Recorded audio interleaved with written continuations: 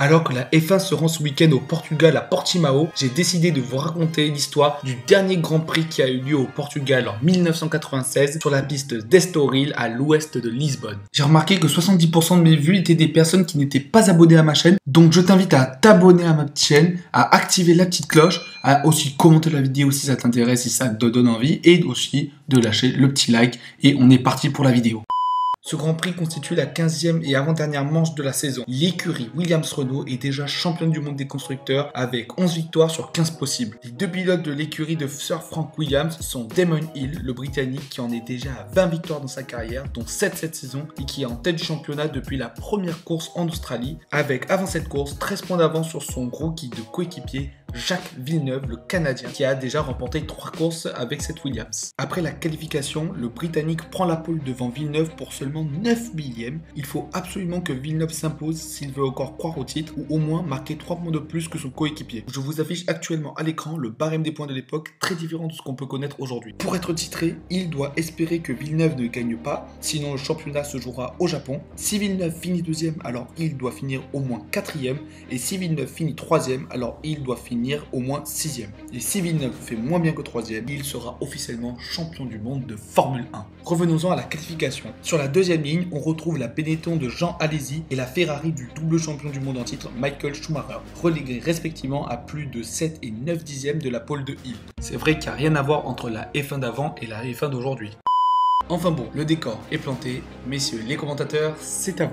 L'alignement est parfait. On va regarder naturellement le portique, les feux rouges qui s'allument un par un. 3, 2, 1. Ça s'éteint et c'est le départ. Et c'est Damon Hill qui part extrêmement bien, qui sert un petit peu Jacques Villeneuve. Et je crois que Jean Alesi était bien placé, mais attention, c'est chaud également. Jean Alesi a pris lui aussi un très bon départ. Hill, Alesi, Schumacher, Villeneuve s'est laissé enfermer.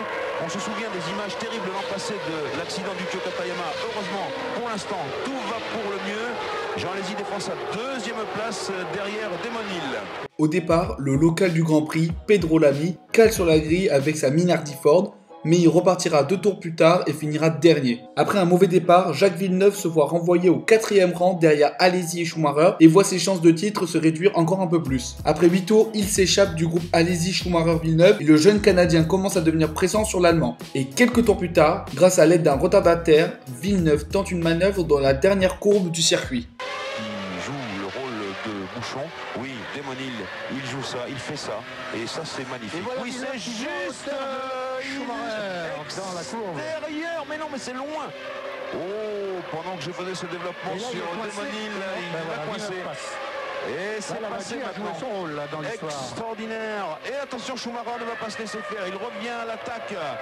Mais attention, peut-être que Villeneuve là a pris un pas d'avance. En l'espace de 2 tours, Hill, Villeneuve et Schumacher rentrent au stand et laissent Alesi prendre la tête et se dirigent donc tous les 3 sur une stratégie à 3 arrêts, contrairement aux Français qui semblent vouloir prendre la pari de 2 arrêts, malgré la forte dégradation des pneumatiques. Et 3 tours plus tard, il rentrera au stand et relaissera la tête à Damon Hill. Après la première salve des arrêts au stand, on retrouve donc les 2 Williams-Renault de Hill et Villeneuve en tête devant Schumacher et Alesi. Les 2 derniers pilotes à compléter le top 6 à ce moment sont Irvine sur la Ferrari et Berger sur l'autre Benetton. À ce moment de la course, Damon Hill est champion du monde au détriment de Villeneuve. Après une grosse accalmie en tête de la course, comme pour le premier balai des arrêts au stand, Damon Hill rentre le premier au tour 34. Il est suivi au tour d'après par Villeneuve et Schumacher. A noter que pour ce 3e relais, Schumacher a mis des pneus neufs contrairement au pilote Williams. Damon Hill a du mal en ce début de 3e relais et voit Villeneuve lui fondre dessus. Au tour 40, le Canadien a rattrapé son retard sur son coéquipier et sait qu'il doit le dépasser pour garder une chance de titre à Suzuka. Ce rythme supérieur du francophone peut s'expliquer par des pneus beaucoup moins utilisés par lui durant les essais, contrairement à Hill qui aurait déjà quelques tours sur ses pneus. Grosse bataille pour la 3e place entre Alesi et Schumacher. Le Français, sur une stratégie à 2 arrêts, bloque le double champion du monde allemand qui a pourtant des pneus bien plus frais. Un tour plus tard, Alesi rentre au stand et est étonnamment suivi par le pilote Ferrari, sûrement pour couvrir la stratégie d'Alesi et de sauver la 3e place. Il a été un petit peu déventé, les 2 hommes dans les stands, c'est le 2e ravitaillement de Jean Alesi, c'est le 3e de Michael Schumacher. Ah mais je comprends pas tout parce que c'est pas normal que Schumacher s'arrête à cet instant. On déclenche le chrono, évidemment, on va voir lequel des 2 hommes va pouvoir ressortir de son stand le plus vite. C'est, semble-t-il, Michael Schumacher qui est le plus rapide. Michael Schumacher qui a quitté son stand devant Jean Alesi. Grâce à cette stratégie, l'Allemand ressort devant Alesi du fait qu'il devait mettre moins d'essence que le pilote Benetton et donc perd moins de temps au stand. À l'ancienne, quand Ferrari savait faire des stratégies.